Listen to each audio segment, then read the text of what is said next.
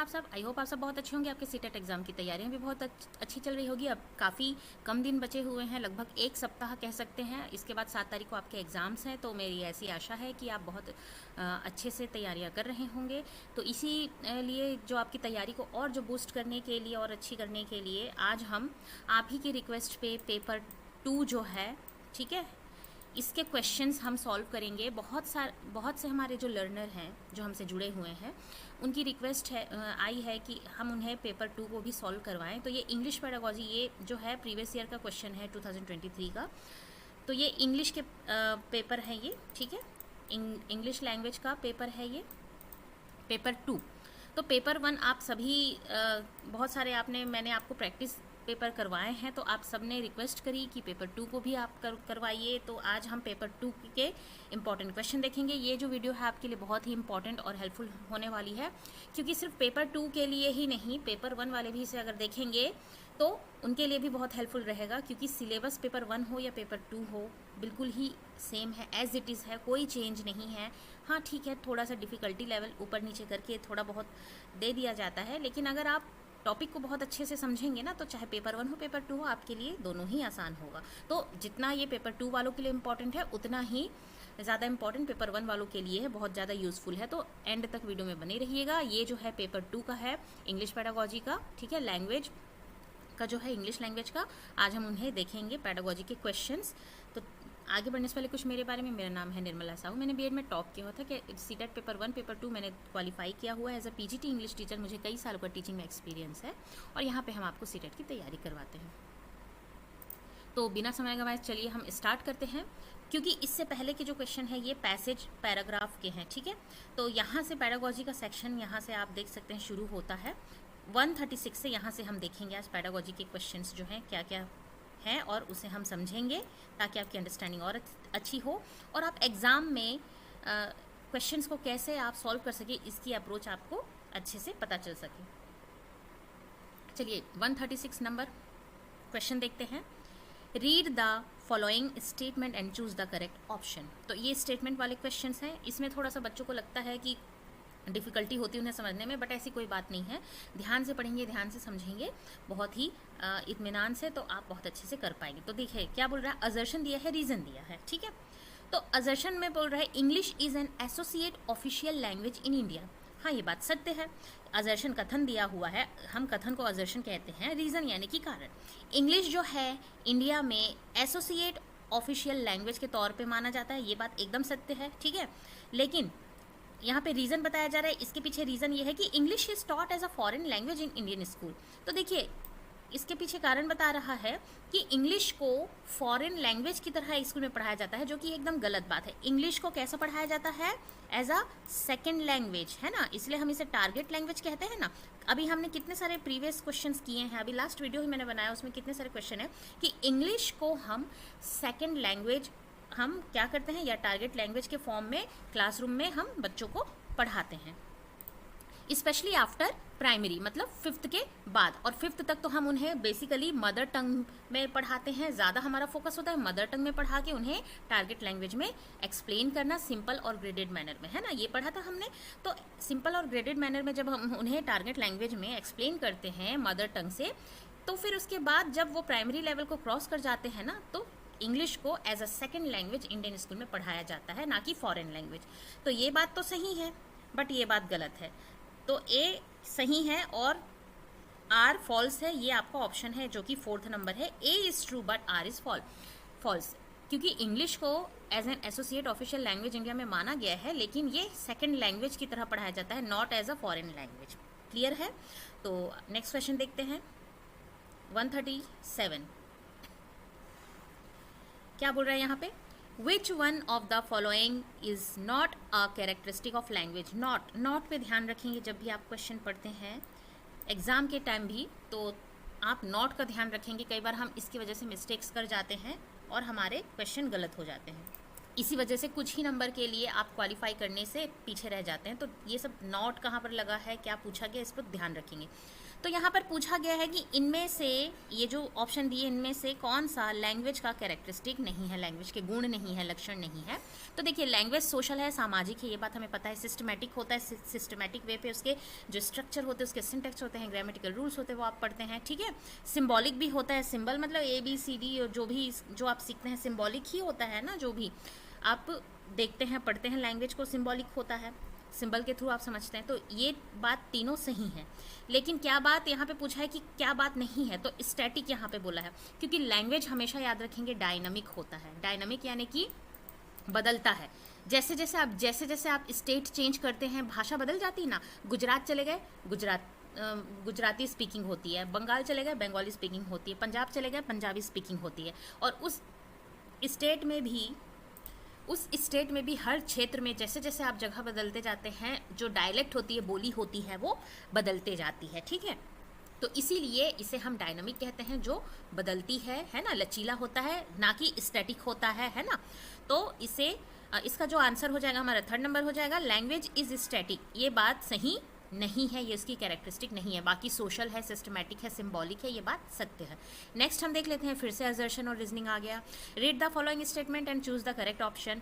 Assertion दिया है, कथन दिया हुआ है, prompting student to recall previous knowledge is important. Prompting यानी कि आप प्रेरित करते हैं, उत्साहित बच्चों को प्रेरित करते हैं कि जो प्रीवियस जो उनका जो नॉलेज है, ठीक है, पुरानी जो भी चीज़ें सीखी हैं पुरानी क्लास में, उसको वो याद करें।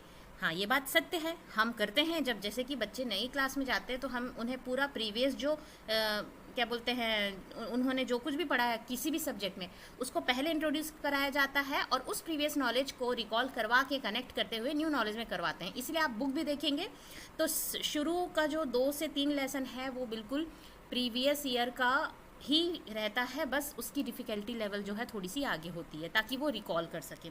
तो ये बात एकदम सत्य है कि prompting student to recall previous knowledge is important. ये बहुत महत्वपूर्ण होता है कि बच्चों का जो प्रीवियस नॉलेज है, पूर्व ज्ञान है, उसको प्रॉम्प्ट कराना।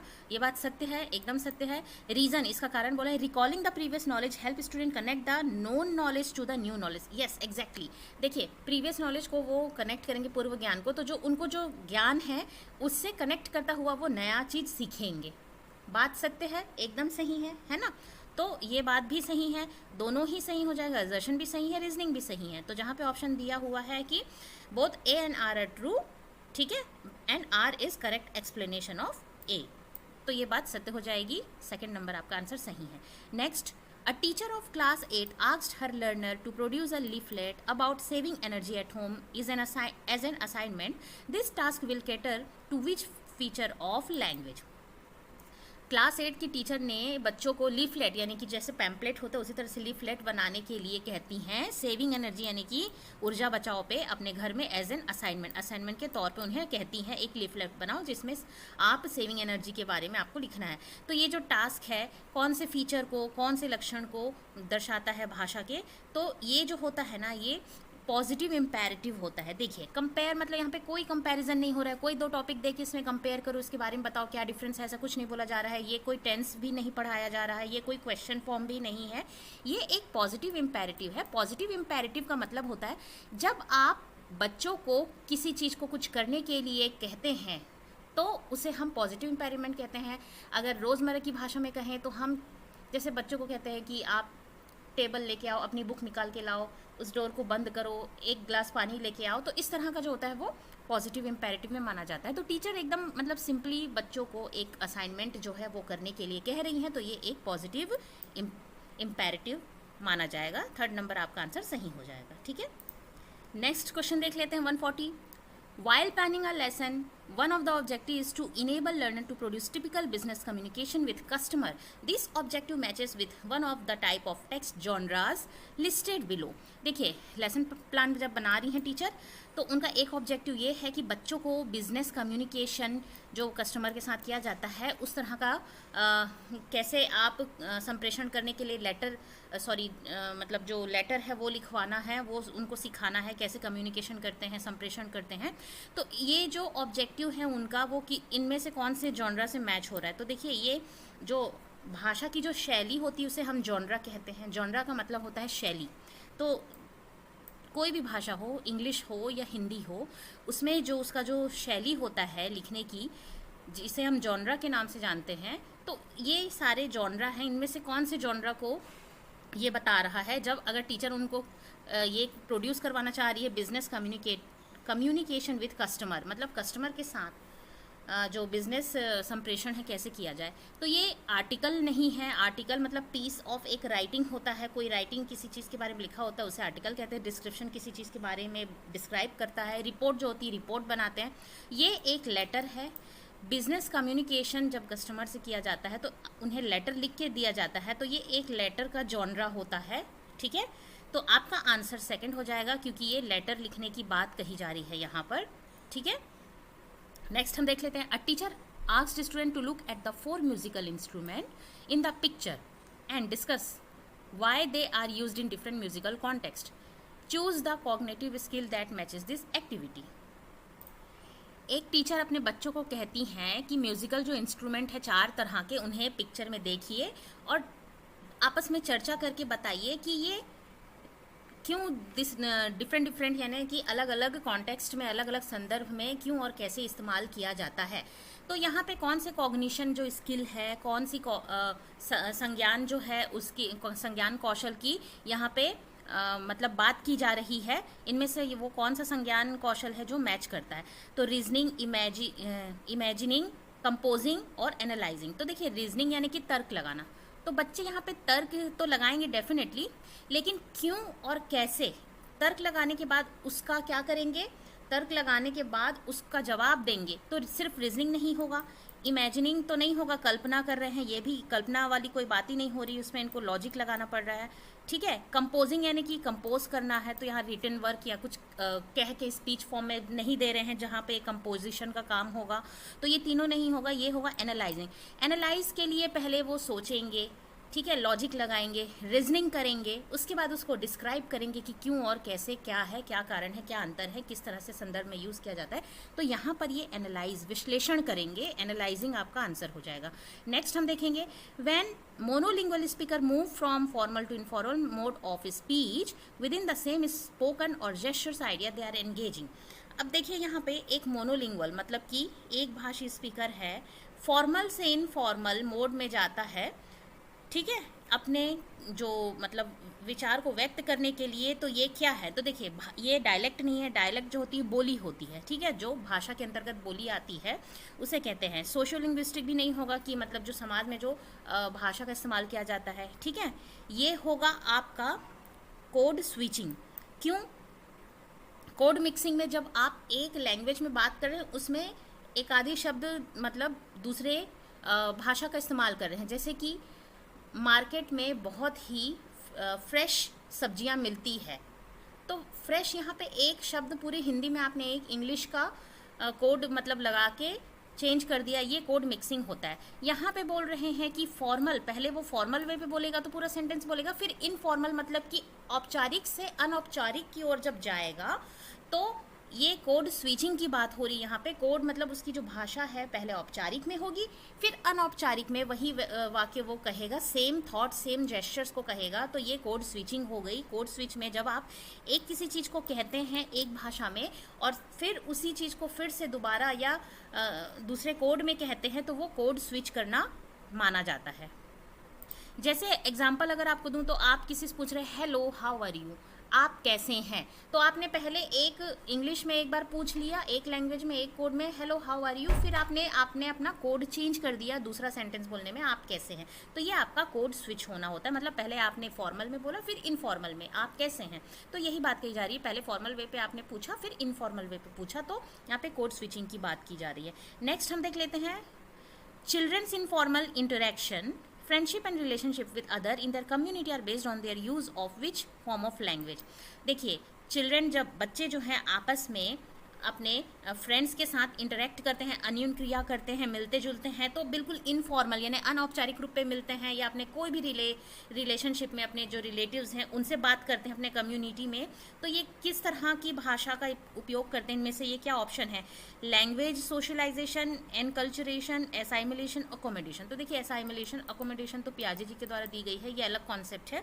एनकल्चरेशन मतलब कि कल्चर जो है उसमें और इंक्लूड करना, दूसरा कल्चर इंक्लूड करना, उसको एनकल्चरेशन बोलते हैं, तो ये भी नहीं होगा। यहाँ पे भाषा की बात की जा रही है जब वो इंटरेक्ट करते हैं इनफॉर्मल वे पे, मतलब अनौपचारिक तरीके से अंतःक्रिया करते हैं, एक दूसरे से मिलते हैं, तो जो भाषा का उपयोग होता है, जो वो बात करते हैं वो भी इनफॉर्मल होता है, तो वो लैंग्वेज सोशलाइजेशन यानी सामाजिक कॉन्टेक्स्ट में, सामाजिक संदर्भ में उस भाषा का जो प्रयोग होता है उसी भाषा का इस्तेमाल करते हैं, तो ये लैंग्वेज सोशलाइजेशन हो जाएगा आपका आंसर। क्लियर है? नेक्स्ट हम देखते हैं, in the case of vocabulary use, grammar provide a pathway for learner to। अगर जब आप शब्दकोश का इस्तेमाल करते हैं तो ग्रामर जो है लर्नर को पाथवे यानी कि रास्ता देता है। किस तरह से? तो देख लेते हैं ऑप्शन।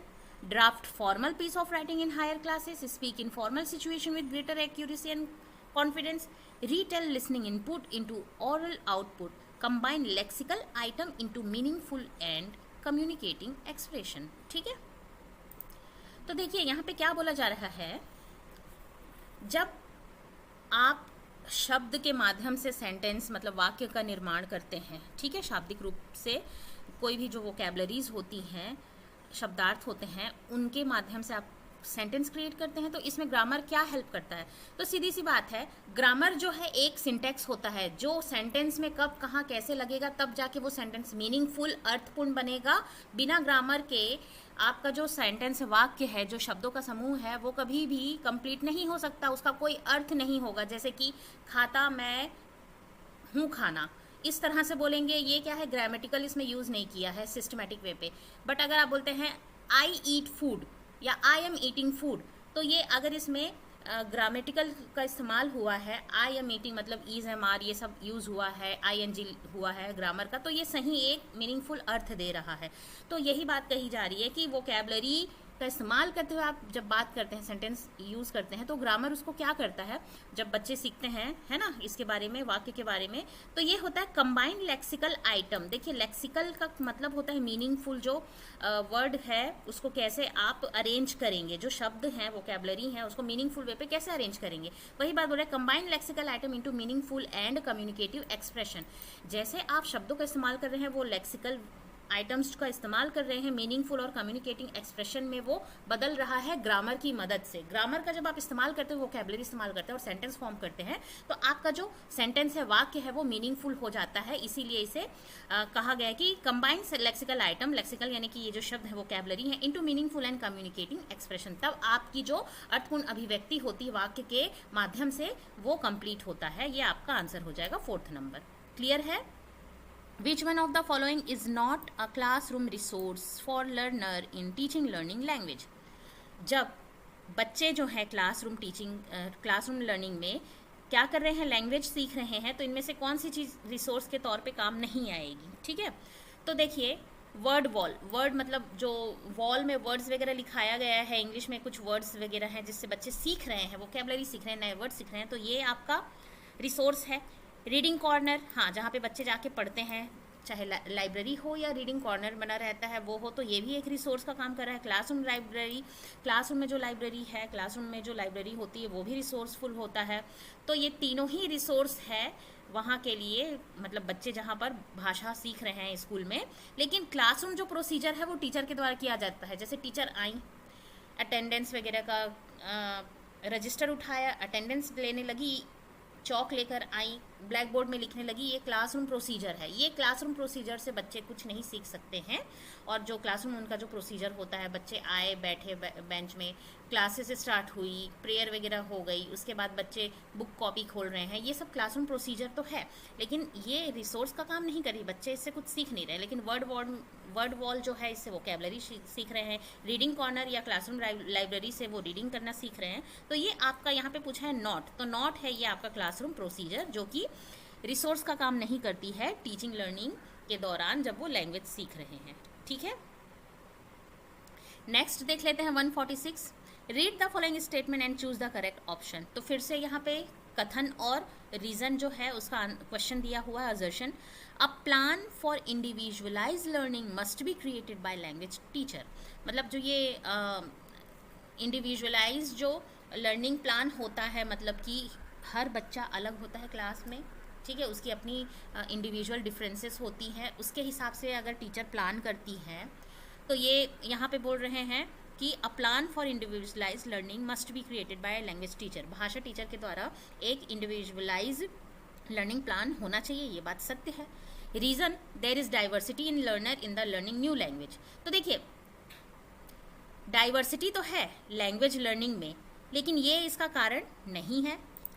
तो बात यहाँ पे दोनों ही सत्य है कि एक लैंग्वेज टीचर को, भाषा जो टीचर है, शिक्षिका है, उनको इंडिविजुअलाइज लर्निंग प्लान तो क्रिएट करना चाहिए।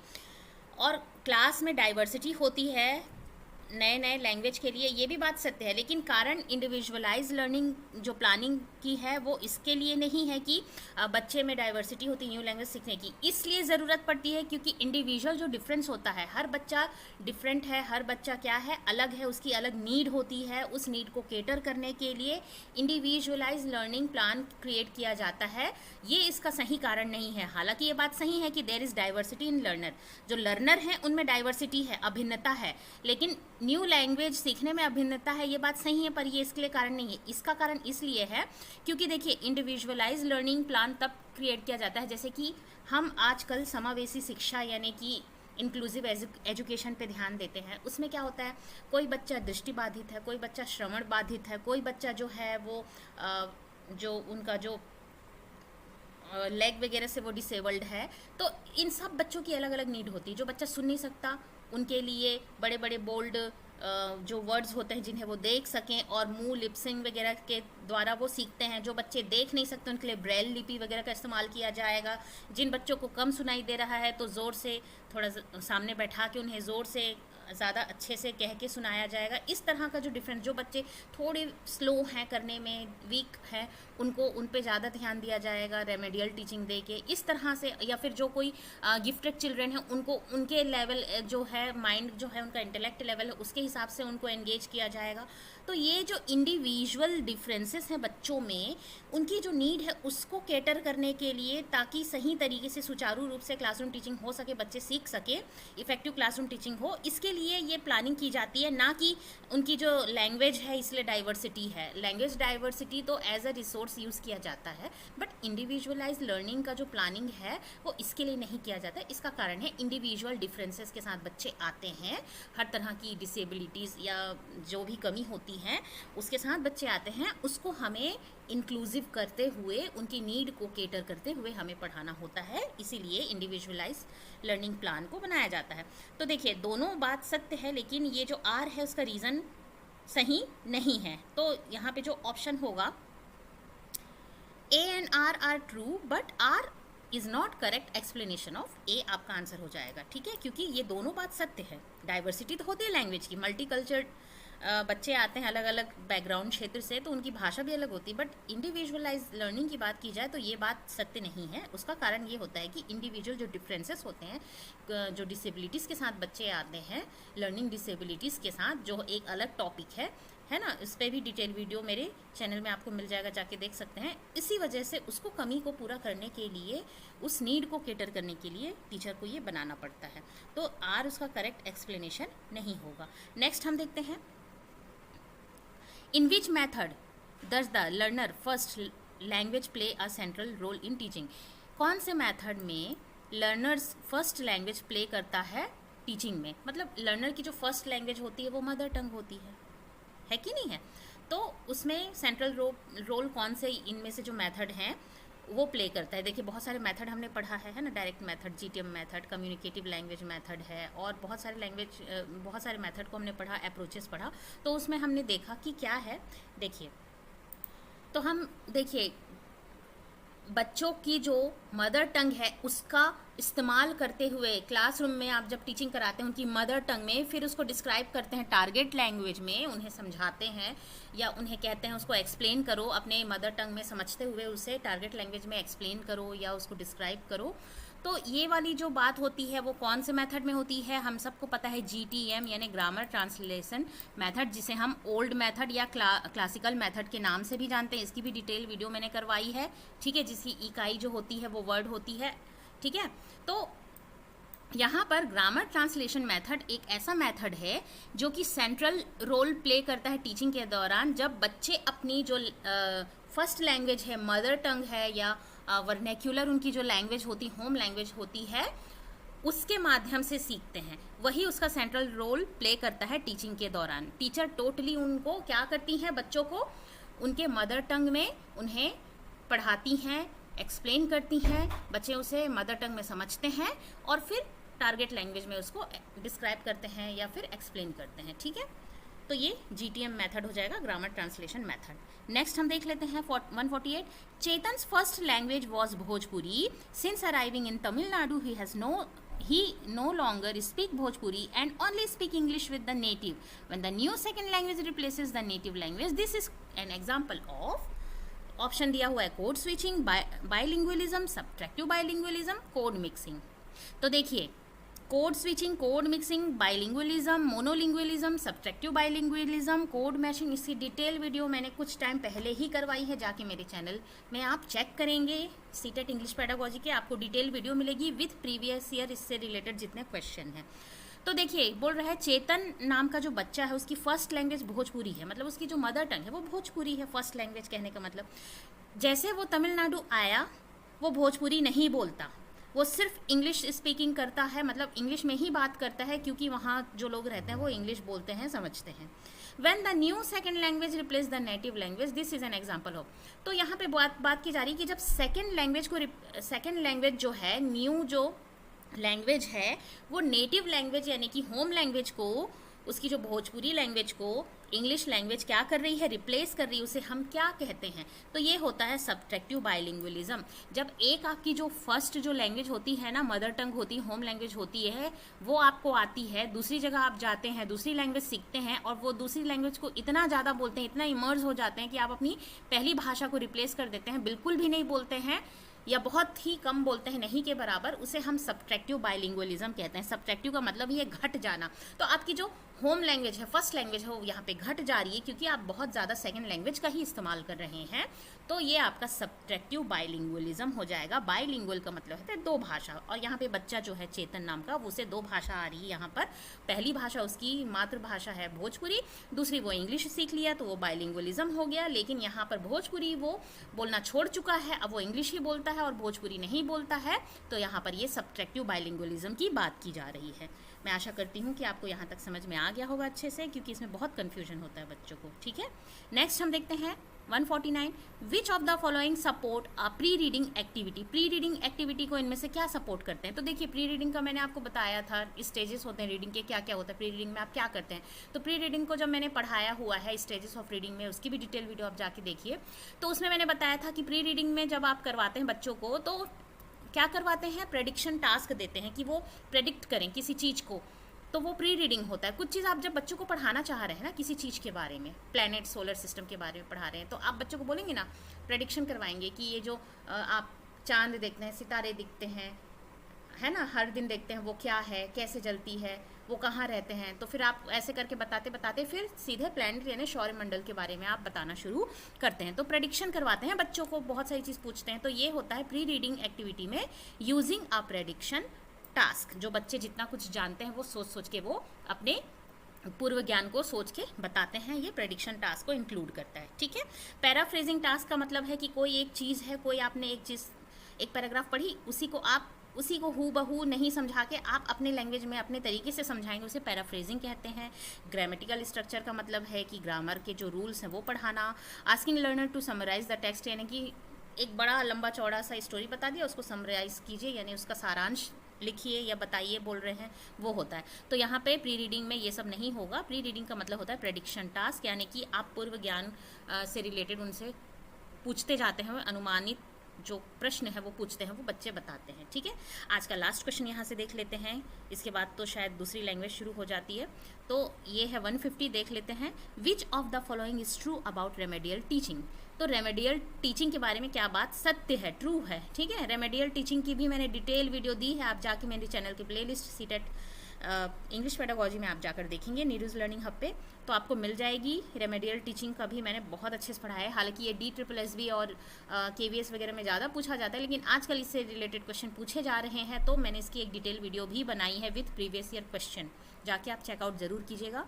तो रेमेडियल टीचिंग क्या होता है, जब टीचर क्लासरूम में पढ़ाती हैं, फिर कुछ जैसे फॉर्मेटिव असेसमेंट के दौरान वो कुछ पूछती हैं बच्चों से क्वेश्चंस वगैरह, जहाँ पे देखती हैं कि बच्चे कमी हो रहे हैं, क्यों कम हो रहे हैं, कहाँ पे उनको परेशानी हो रही है, क्यों उनको कमी आ रही है, तो उसको वो डायग्नोसिस करने के बाद है ना, उन्हें रेमेडियल यानी निदानात्मक जो उन्हें टीचिंग करवाती हैं, रेमेडियल टीचिंग करती हैं, उसको फिर से इम्प्रूव करने के लिए उन्हें और स्ट्रेटजीज वगैरह इम्प्रूव करके सिखाती हैं, उसे हम रेमेडियल टीचिंग कहते हैं। मतलब जो बच्चे जो सीख रहे हैं और जो उनको सिखाना है, उसके बीच का जो गैप होता है ना, बच्चे जो नहीं सीख पा रहे हैं, उस गैप को फिल करने के लिए जो भी निदानात्मक जो प्रोसेस होता है, उसे हम रेमेडियल टीचिंग कहते हैं। तो ये होता है providing support to improve performance. बच्चा अगर किसी तरह से टीचर ने कुछ पढ़ाया, बच्चे से पूछा, बच्चा उसे नहीं बता पाया, तो यहाँ पे बच्चे कहाँ पे कम पढ़ रहे हैं, इसे ये पता लगा के टीचर उन्हें इम्प्रूव करवाती हैं, दूसरा स्ट्रैटेजी से उन्हें पढ़ाने की कोशिश करती हैं, या किसी और तरीके से उन्हें समझाती हैं, सिखाती हैं, ताकि बच्चे उसे समझ पाएँ। तो ये होता है providing support to improve performance, जो बच्चे की जो परफॉर्मेंस है, जहाँ पे ख़राब हो रही, बिगड़ रही है, उसको इम्प्रूव करने के लिए। ठीक है, अब यहाँ पे बोल रहा है showing sympathy to backward student. तो ये तो देखिए, सिंपैथी तो करना ही नहीं है, एम्पैथी ज़रूर करना है, उन्हें समझना है, लेकिन सिंपैथी, दया नहीं करनी है, तो ये गलत है। Giving extra attention to gifted children. अब रेमेडियल टीचिंग उन बच्चों को दिया जाता है जो बच्चे सीख नहीं पा रहे हैं ठीक तरीके से, जहाँ पे उनको कमी आ रही है, क्यों कमी आ रही है, इसको इम्प्रूव करने के लिए रेमेडियल टीचिंग कराई जाती है। तो गिफ्टेड चिल्ड्रन को रेमेडियल टीचिंग की आवश्यकता इतनी नहीं होती, ऑलरेडी वो अच्छे से कर पाते हैं। Providing extra marks to improve performance. तो एक्स्ट्रा मार्क, एक्स्ट्रा ग्रेडिंग या ग्रेडिंग करना, ये सब तो नेगेटिव में माना जाता है, ये भी नहीं होगा। ये है प्रोवाइडिंग सपोर्ट प्रोवाइड करना, सहायता देना उनके परफॉर्मेंस को इम्प्रूव करने के लिए। ठीक है, ताकि वो उसे और अच्छे से इम्प्रूव कर सके जहाँ पे वो कमी आ रही है। तो इस तरह से हमने देखा, ये पेपर 2 के सारे जो पेडागोजिकल क्वेश्चंस हैं वो हो गए। बच्चों की बहुत, जो हमारे जो लर्नर हमसे जुड़े हुए हैं, उनकी रिक्वेस्ट थी कि पेपर 2 के क्वेश्चन को भी सॉल्व करवाइए। तो ये पेपर 2 का क्वेश्चन था, टोटली 15 क्वेश्चन हमने आज सॉल्व किया। नेक्स्ट क्लास में हम और भी क्वेश्चन सॉल्व करेंगे। कुछ टॉपिक जो बचे हैं, जो मैं करवाना चाह रही हूँ, जैसे क्वेश्चन टैग्स वगैरह हैं, और कुछ लर्निंग डिसेबिलिटीज़, इसके भी मैं वीडियोस लेकर आऊँगी, ताकि एग्जाम से पहले आपका वो कंप्लीट हो जाए और आप अच्छे से अपनी तैयारी कर सके। तब तक के लिए पढ़ते रहिए, आगे बढ़ते रहिए। Thanks for watching, thank you, keep learning, keep growing, thank you.